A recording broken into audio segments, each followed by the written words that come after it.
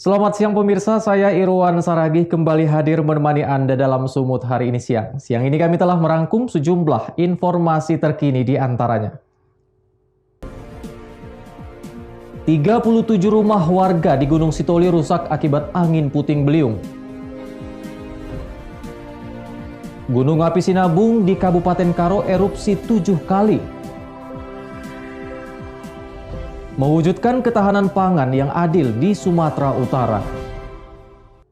Selain cuplikan berita tadi, kami juga akan menghadirkan beragam informasi lainnya. Pemirsa, kita jelang Sumut hari ini siang selengkapnya.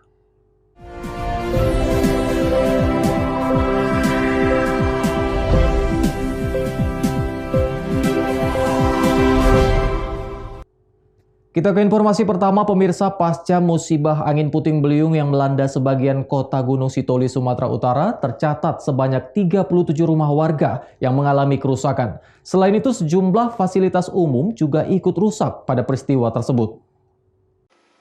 Dari hasil pendataan petugas BPBD Gunung Sitoli bekerja sama dengan pemerintah desa Saiwe, sebanyak 37 unit rumah warga alami kerusakan akibat angin puting beliung. Sementara jumlah jiwa yang mengalami dampak angin puting beliung tersebut khususnya di desa Saiwe, kecamatan Gunung Sitoli diantaranya laki-laki sebanyak 47 orang, perempuan 49 orang, mahasiswa 3 orang, pelajar SMA 13 orang, siswa SMP 4 orang, SD 13 orang, anak-anak 11 orang, lanjut usia 9 orang, dan disabilitas 1 orang. Selain rumah warga, 1 unit rumah ibadah, 1 unit gedung sekolah minggu, gedung PT Naga Saiwe, kantor KSP 3 Gunung Sitoli, juga ikut rusak dengan rata-rata kerusakan di bagian atap bangunan. Musibah angin puting beliung ini terjadi di desa Saiwe, kecamatan Gunung Sitoli, kota Gunung Sitoli, pada tengah malam Rabu kemarin. Tidak ada korban jiwa yang tercatat pada pendataan petugas hingga saat ini. Namun kerugian ditaksir mencapai ratusan juta rupiah. Saat ini warga yang sebelumnya sempat mengungsi telah kembali ke rumah mereka masing-masing. Kerusakan rumah dan sampai sekarang tidak ada korban jiwa kami melihat. Data keseluruhan baik dari BPBD, kecamatan dan pemerintah desa dan lembaga-lembaga yang lain bisa akurat sehingga nanti apa yang menjadi bantuan dari pemerintah bisa segera difasilitasi oleh pemerintah. Haugomano Jega melaporkan untuk Evarina TV. Pemirsa, pemerintah kota Gunung Sitoli bersama personil TNI membantu membersihkan puing-puing rumah warga yang roboh akibat diterjang angin puting beliung. Petugas juga membersihkan pohon yang tumbang di ruas jalan umum. Musibah angin puting beliung yang melanda wilayah kota Gunung Sitoli, Sumatera Utara, membuat pemerintah setempat mendatangi lokasi untuk mendata seluruh korban dan kerusakan yang dialami warga. Pemerintah kota Gunung Sitoli yang terdiri dari tingkat desa, kecamatan, BPBD dan instansi lainnya, bersama personil TNI saling bersinergi melakukan pendataan terhadap korban dan kerusakan akibat bencana angin puting beliung. Satu persatu rumah warga dan bangunan lainnya disisir guna memastikan bentuk dan tingkat kerusakan yang dialami rumah warga. Proses pendataan ini nantinya akan menjadi pedoman pemerintah untuk melakukan langkah-langkah tentang penanganan bencana yang dialami warga saat ini di Desa Saiwe, Kecamatan Gunung Sitoli, Kota Gunung Sitoli.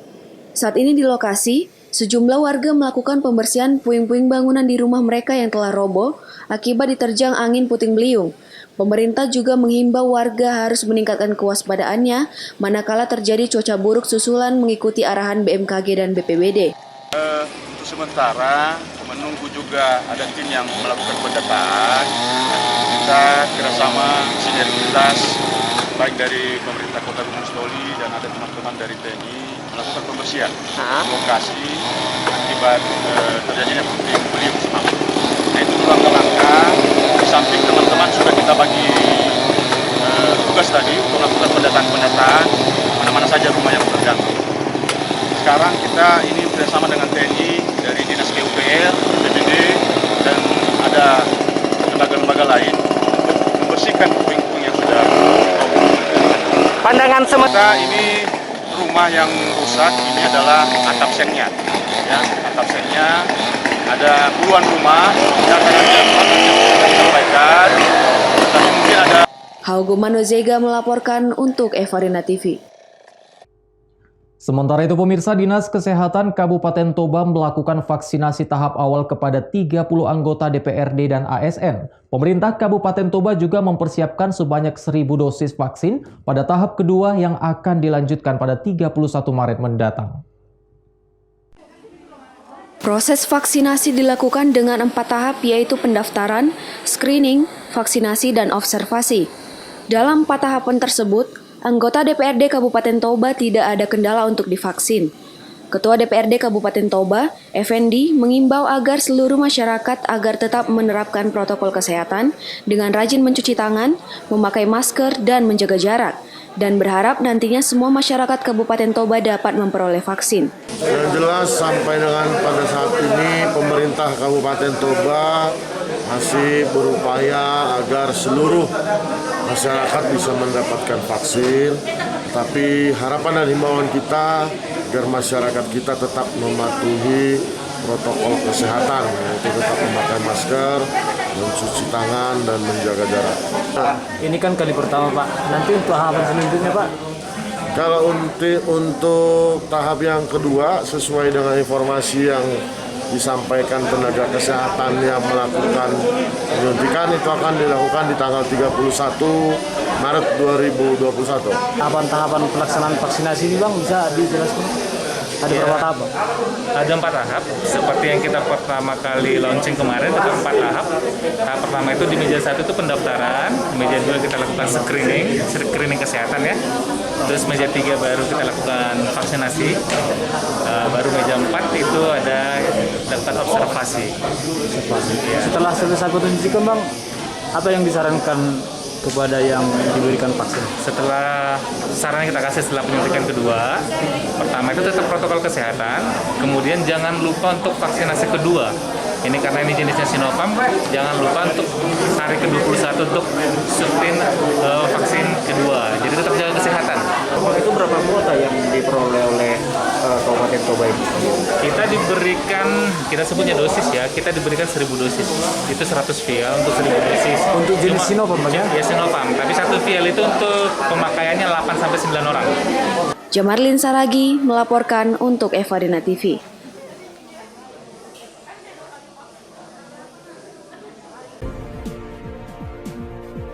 Gunung api Sinabung di Kabupaten Karo erupsi 7 kali. Beritanya akan hadir sesaat lagi.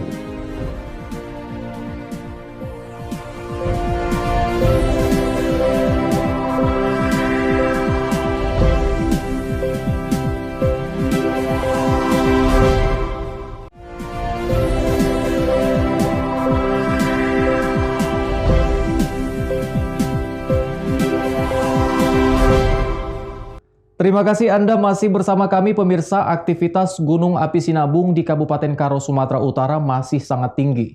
Pusat Vulkanologi Mitigasi Bencana Geologi Gunung Api Sinabung mencatat telah terjadi 7 kali erupsi serta 2 kali awan panas guguran. Aktivitas Gunung Sinabung di Kabupaten Karo, Sumatera Utara masih sangat tinggi. Pusat Vulkanologi Mitigasi Bencana dan Geologi Gunung Api Sinabung mencatat pada 11 Maret 2021 sebanyak 7 kali erupsi terjadi, dimulai pukul 7.37 waktu Indonesia Barat, dengan ketinggian 1000 meter dan terekam seismogram dengan amplitudo 40 mm selama 5 menit 38 detik, terakhir pada pukul 15.52 WIB dengan ketinggian 500 meter dengan arah barat hingga barat daya. Selain itu, awan panas guguran juga terjadi sebanyak 2 kali pada pukul 9.23 WIB dengan jarak luncur 3.000 meter, pada pukul 9.27 WIB dengan jarak luncur 2.000 meter menuju ke timur tenggara. Gunung Api Sinabung masih didominasi oleh kegempaan yang menandakan masih tingginya aktivitas dapur magma dan masih ada pertumbuhan kuba lava Sinabung. Ini ada efek dari gas yang masih berada di dalam kantong magma, sehingga masih terjadi erupsi-erupsi. Kebanyakan erupsi eksplosif ya, tingginya juga maksimum hanya 1000 meter. Dan guguran terus kubah lava juga masih terus tumbuh, dan kalau kita lihat juga di malam hari memang terlihat adanya lava yang mengalir gitu. Ya kalau di siang hari kan kita nggak bisa bisa lihat. Tapi kalau malam hari mungkin terlihat ada berapi di puncak Gunung Sinabung, dan itu menandakan bahwa masih terjadi pertumbuhan kegelapan. Nah, ini kan dengan meningkatnya aktivitasnya, apakah ke depan masih ada potensi-potensi untuk terjadinya erupsi dan awan panas? Kalau potensi masih ada, selama kita masih tetap memantau aktivitas berdasarkan peralatan-peralatan baik seismik, deformasi maupun kimia ya. Dari situ kita bisa nanti mengevaluasi apakah ini akan berkembang meningkat lagi atau tidak. Kita tetap berdasarkan pada peralatan ini. Gitu. Yang jelas kan kalau deformasi, kalau terlihat ada inflasi, ya kita mungkin akan menginformasikan hati-hati kalau kemungkinan juga energi sudah menumpuk. Tapi kalau kita lihat untuk saat ini memang kelihatannya adanya deflasi. Gunung api Sinabung masih berstatus siaga level 3. Warga dihimbau untuk tidak memasuki zona merah Gunung api Sinabung, mengurangi aktivitas di luar ruangan dan selalu menggunakan masker. Chandra Bukit melaporkan untuk Evarina TV. Masih dari Kabupaten Karo, pemirsa, memasuki libur panjang yang dimulai pada 11 Maret 2021, pemerintah Kabupaten Karo mengimbau kepada aparatur sipil negara untuk tidak bepergian. Hal ini berkaitan dengan adanya surat keputusan bersama dari 3 kementerian, bahwasanya tidak ada cuti bersama. Menghadapi libur panjang yang akan dimulai pada Kamis 11 Maret 2021 hingga 14 Maret 2021, pemerintah Kabupaten Karo mengimbau kepada seluruh aparatur sipil negara di lingkungan pemerintah Kabupaten Karo untuk tidak bepergian keluar kota. Hal ini berkaitan dengan adanya surat keputusan bersama dari 3 kementerian, yakni Kemenpan RB, Kementerian Ketenagakerjaan, dan Kementerian Agama, bahwasanya tidak ada cuti bersama. Hari libur hanya pada hari Kamis 11 Maret 2021 dan kembali bekerja seperti biasa pada Jumat 12 Maret 2021. Menurut Sekretaris Daerah Pemerintah Kabupaten Karo, surat keputusan ini dibuat agar aparatur sipil negara, khususnya yang bekerja di lingkungan pemerintah Kabupaten Karo, untuk tidak bepergian keluar kota, mengingat libur hanya 1 hari. Begitu juga dengan aparatur sipil negara yang bertugas pada pelayanan publik seperti rumah sakit, harus mengedepankan pelayanan kepada masyarakat. Apalagi saat ini dalam masa pandemi COVID-19 untuk tetap mematuhi protokol kesehatan, terutama menjauhi kerumunan. Kemarin ada kita dengar surat bahwa itu ada libur panjang, tetapi setelah kita terima surat dari Kementerian RB dan Kementerian Agama dan Menteri Tenaga bahwa kita hanya 1 hari libur, yang itu pada tanggal 11 Maret 2021. Sehingga surat edaran Bupati telah kita perbuat kepada masing-masing kepala SKPD untuk diteruskan di jajarannya, agar nantinya pegawai pada hari Jumat telah aktif kembali dengan tetap mempedomani WFH dan melakukan tugas-tugas untuk melakukan pelayanan sebagai abdi masyarakat dan abdi negara kepada masyarakat. Ditegaskan bagi aparatur sipil negara yang melanggar surat keputusan akan dikenakan sanksi yang tegas. Chandra Bukit melaporkan untuk Evarina TV. Pemirsa, ratusan personil Satpol PP Kota Medan menggelar vaksinasi COVID-19. Penyuntikan ini dilakukan di Gedung Olahraga Jalan Arif Lubis, Kecamatan Medan Timur. Personil yang mendapatkan vaksin hanya yang bertempat tinggal di Kota Medan. Sementara untuk personil yang tinggal di Deli Serdang masih menunggu jadwal selanjutnya. Sebanyak 420 personel dari Satuan Polisi Pamong Praja Kota Medan divaksinasi di Gedung Olahraga Kota Medan di kawasan Jalan Arif Lubis, Kecamatan Medan Timur, Rabu sore. Kepala Seksi Binaan Potensi Masyarakat Satpol PP Kota Medan, Irwanto, mengatakan vaksinasi ini diikuti dari personel aparatur sipil negara dan pegawai harian lepas. Namun untuk ASN hanya sebanyak 32 orang. Irwanto menambahkan seluruh personel yang mendapatkan vaksinasi ini hanya yang bertempat tinggal di Kota Medan. Sementara untuk personel yang tinggal di Deli Serdang masih menunggu dijadwalkan. Ia juga berharap proses penyuntikan vaksin dapat meningkatkan imunitas tubuh seluruh personel Satpol PP Kota Medan terhadap penyebaran COVID-19. Terlebih mereka merupakan orang-orang yang berada di garda terdepan sebagai petugas pelayanan publik dalam upaya pencegahan, pengawasan, pengendalian, serta penegakan hukum protokol kesehatan di tengah masyarakat, di mana intensitas berinteraksi dengan masyarakat sangat tinggi. Untuk vaksin vaksinasi di Satuan Polisi Pamong Praja sebanyak 420 orang untuk untuk PHL, sedangkan untuk ASN sebanyak 32 orang untuk divaksinasi sesuai arahan Bapak Wali Kota Medan. Bang, ini vaksinasi ini Bang dibagi berapa grup nantinya Bang? Untuk sementara yang terdata untuk yang bertempat tinggal di Kota Medan. Kalau yang untuk di Serdang belum kita vaksinasi, Pak. Berarti nggak seluruh personil ya Bang? Seluruh personil yang kita vaksinasi, karena yang divaksinasi awal ini yang untuk berwilayah di Kota Medan. Di wilayah Kota Medan Bang? Ya. Bang, harapannya dengan adanya vaksinasi ini apa Bang untuk ke depannya Bang? Untuk mencegah penularan virus COVID-19 dan menjaga imunitas kepada anggota Satpol PP Kota Medan sendiri. Ya. Selama proses vaksinasi sendiri tidak ada kendala? Insya Allah tidak ada kendala, sesuai permintaan kita, pihak dokter banyak yang membantu. Ini Bang dari Dinas Kesehatan Kota Medan ya Bang? Siap, dari beberapa puskesmas, ada 4 puskesmas yang membantu kita untuk vaksinasi. Di samping itu, dengan program vaksinasi ini, para personel juga menjadi tetap sehat dan bisa memberikan pelayanan prima kepada masyarakat luas. Pihaknya juga menekankan meskipun Kota Medan saat ini masih berada dalam kategori zona merah COVID-19, namun hal tersebut tidak membuat masyarakat lengah dan abai terhadap protokol kesehatan secara ketat. Wahyu Pratama melaporkan untuk Evarina TV. Sumut hari ini masih akan kembali dengan informasi menarik lainnya, tetaplah bersama kami.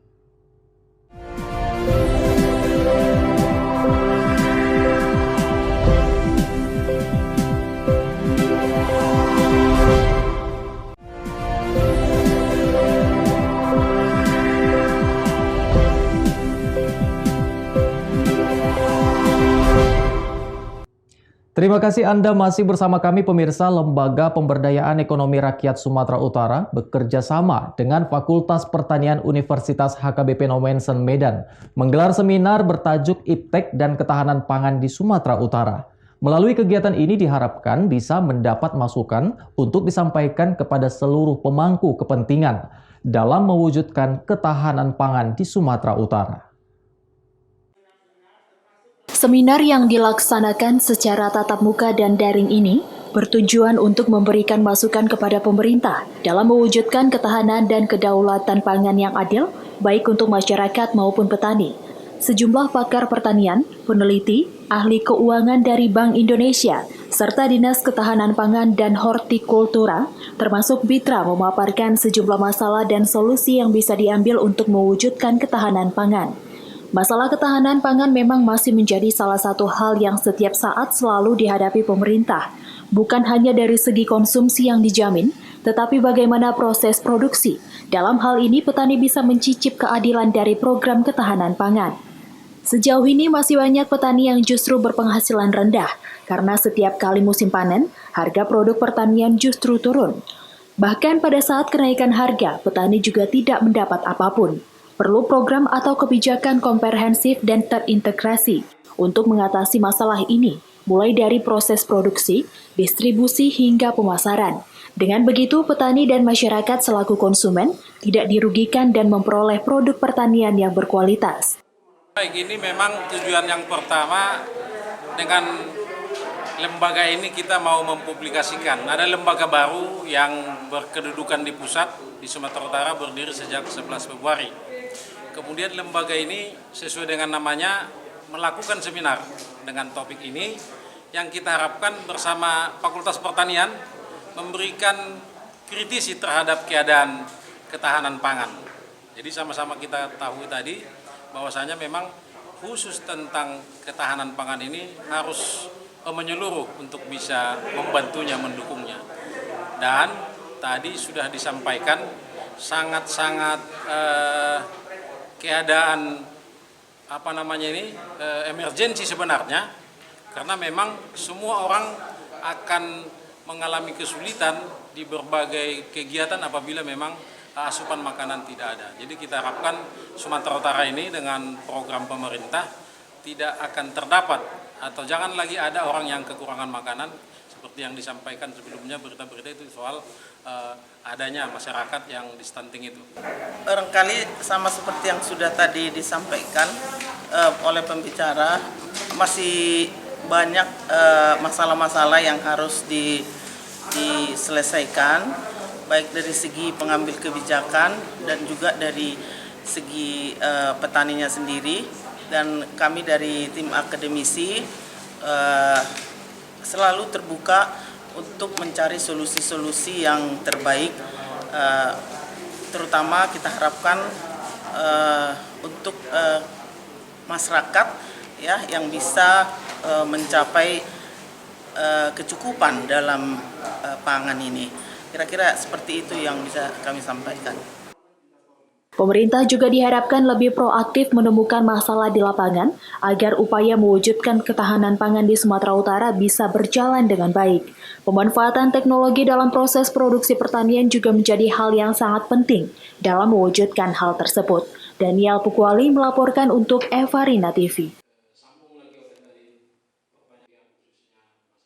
Pemirsa, Tapanuli Selatan memang menyimpan sejuta pesona kuliner yang patut dicoba. Salah satunya adalah ikan mas bakar Sinyarnyar yang selalu membuat ketagihan.